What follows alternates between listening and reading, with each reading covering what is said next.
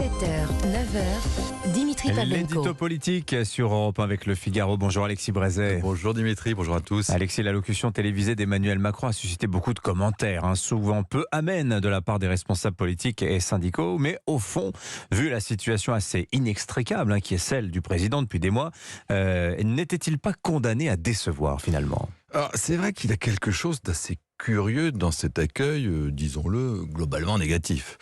Parce qu'au fond, on savait bien qu'Emmanuel Macron ne dirait pas grand-chose.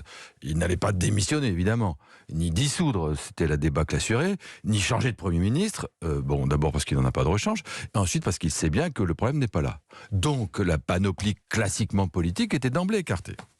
Ensuite, il n'allait pas nous refaire le grand débat, on a déjà donné. Ni la nouvelle méthode, vous savez, moins verticale, plus participative, etc.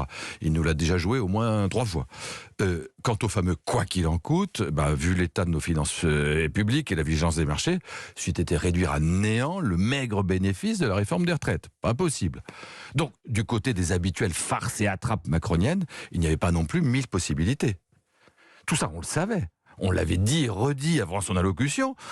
On n'attendait rien et pourtant on est déçu. Alors, peut-être parce qu'il a une fois encore passé l'après-midi à recevoir des responsables politiques plutôt que de travailler son texte.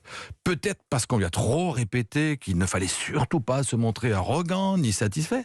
Mais enfin, il n'y avait dans son allocution aucun de ces mots rares qu'il affectionne, aucune de ses formules souvent agaçantes, mais enfin, comment on retient, aucune de ses propositions un peu baroques dont il a le secret, qui n'aboutissent généralement à rien, mais qui pendant 2 ou 3 jours occupent les médias.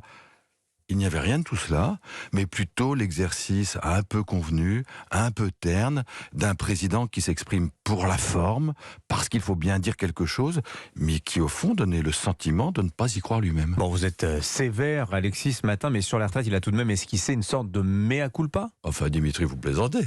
Et il a seulement déclaré qu'il regrettait que sur cette réforme, un consensus n'ait pas été trouvé. C'est l'évidence, il ne pouvait pas dire moins. Pour le reste... Et c'est intéressant. Si on en croit le script qui a circulé avant son intervention, alors que le président avait prévu de dire « nous devons en prendre toute notre part de responsabilité », il a finalement dit « nous devons en tirer tous les enseignements ». C'est étonnant, sa responsabilité a disparu au prononcé. C'est dire si on est loin, très loin de l'acte de contrition qu'attendaient certains, et qui d'ailleurs n'aurait servi à rien. Alors, disons alors qu'il reste les fameux 100 jours qu'Emmanuel Macron se donne ou qu'il donne à Elisabeth Borne pour relancer le quinquennat. Ça, c'est nouveau. Ah, ça, c'est vrai, c'est nouveau. C'est d'ailleurs un peu cousu de fil blanc, parce que franchement, 100 jours pour tout reprendre à zéro, on n'est pas obligé d'y croire.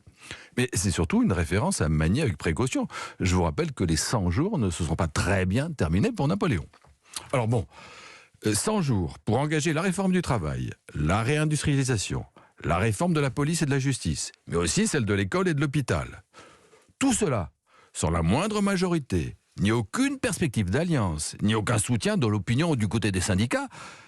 Moi, je veux bien, mais enfin, puisque Emmanuel Macron a placé la fin de son intervention sous le signe de Notre-Dame, il me semble, quand on voit ce beau programme, qu'il n'y a plus qu'une chose à faire, c'est attendre un miracle. Les travaux d'Hercule Macron, l'édito politique sur Europe 1. Merci Alexis Brézet. À la une du Figaro ce matin, l'Italie qui décrète l'état d'urgence face à la pression migratoire. Depuis janvier, en effet, les arrivées irrégulières par la mer dans la péninsule ont quadruplé.